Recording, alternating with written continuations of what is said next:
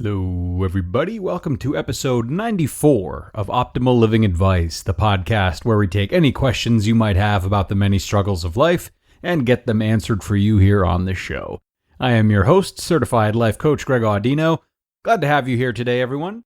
We are going to be having a great talk about setting goals today, but more specifically, how to set goals when we are constantly faced with distractions. Our distractions can be more telling to us than we might think, and we will explore that today indeed. So, without further ado, here is today's question. Hi, Greg. Love the podcast. My question is, how do you set and achieve goals long-term, short-term, weekly, and daily when you feel scatterbrained and distracted with everything going on in the world? I feel like I never have enough time in the day and can't seem to get items off of my to-do list done. All right, thank you. Good question. I appreciate you sending this one in. It is so true that the world's many distractions are slowly but surely preventing a lot of us from even setting goals, let alone living through them. So I think there are two things here that are important to address.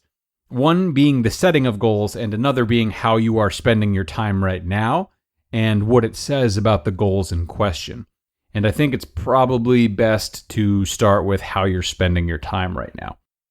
So you say that your distractions have become so extensive that not only are they preventing you from checking items off of your to-do list, but they are also preventing you from setting goals to work towards. I think you need to take a hard look in the mirror and ask yourself a few things. The first question to ask would be, what are my distractions? And this is an important question to start with because not all distractions are bad, believe it or not. Many of them are, but some of them can be very illuminating. You have to identify what the distractions are and what they mean to you, because what they mean to you will ultimately be a window to your goals, okay? Let's break this down by using social media as a popular example of distraction. Say you are spending 3 hours a day on social media. A lot of people are, and for a lot of those people, it's a waste of time of epic proportions. How do you know this? If you're spending most of the time scrolling, taking selfies with your lunches from Denny's, and arguing with people about things that you are completely uneducated in, it's generally a waste of life, right? If, however, you find yourself spending your time on Facebook watching endless videos of whales and checking out the pages of cool whale conservation groups, then it's not about Facebook.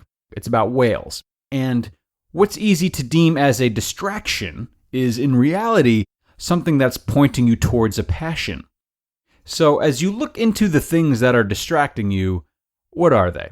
And what meaning, if any, do they have? If you can correctly identify them as being meaningless wastes of your time, then you're only shooting yourself in the foot, and you're the one developing these distractions from something I don't know enough about you to identify. It's not the world that's preventing you from developing goals in this case. It would be you. And that's okay. We've all been there. We lean on distractions, so we don't have to confront the unpleasant things or the things that we're uncertain of. It's totally normal. It's not healthy, and it's something we should all seek to change, but it's not uncommon. And changing it isn't really that hard, luckily. You simply enforce restrictions on yourself and your distractions, and don't indulge in them as much. Doing that is kind of a different discussion, and we don't want to go too off course here, but if you fall into this category, feel free to send in another question about that specifically, or maybe check out one of our many episodes on habits. I just mentioned it recently, but episode 1 in particular is great for habits. Meanwhile, while you are flushing out the useless distractions, the question remains, yes, what of the distractions you actually found meaning in, aka whatever your version of Facebook whales is. These are the types of things that you should be setting goals around. Much of the reason a lot of us fail to efficiently set and hit goals is because we base them around the wrong things. And this could very well be the case with you. So say you want to be a lawyer, okay? It's a tough path, and there are a lot of stops or goals along the way. It's really tough to study for the bar when you're only doing it because your parents want you to do it, and you can't help but to daydream about your whales all day long.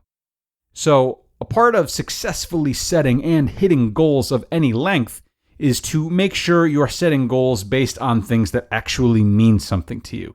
Okay? Things that make you feel good about who you are. Because at the end of the day, the best goals are really more about the types of people we want to be rather than the statuses we want to achieve.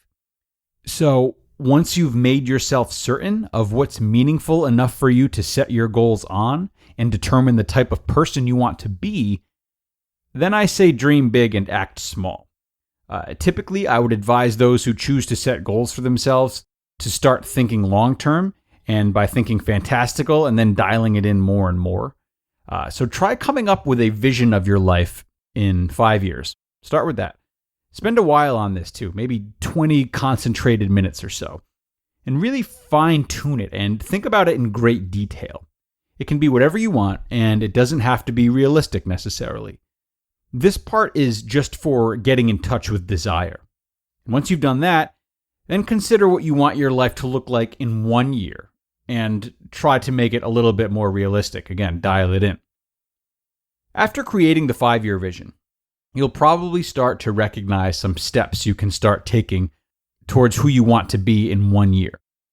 You also might find yourself redefining what is and isn't realistic, and hopefully stretching past some of the boundaries you might have perceived before.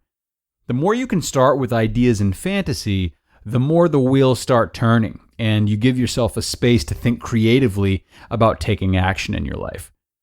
From the 1-year vision, you then keep dialing it back to be sooner and more realistic, all the while adhering to the ideas set forth in the 5-year vision.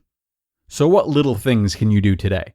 What very small steps can you take in the right direction today? You need not overwhelm yourself by trying to make humongous changes all at once, but you can incorporate very small steps in the right direction with the time you've hopefully cleared for yourself that used to be occupied by useless distractions.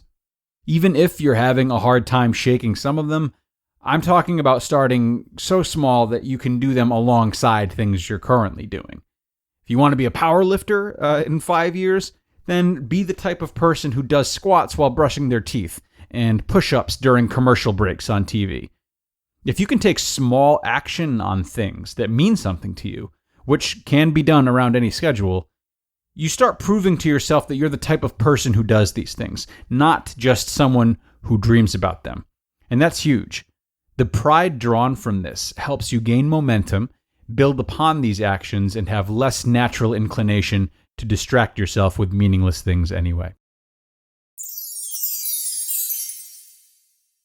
And again, a wonderful question. Thank you so much to the girl who sent this one in.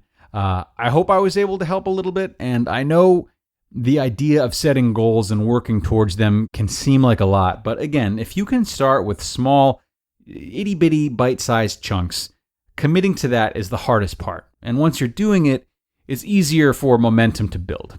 So, good luck to you. Everyone else, go ahead and send any questions of your own into us by email. You can send them to our email address, which is advice@oldpodcast.com, advice@oldpodcast.com. I look forward to hearing from you guys there, and I can't wait to be back with you guys for the next episode. So until then, everybody, thanks for tuning in.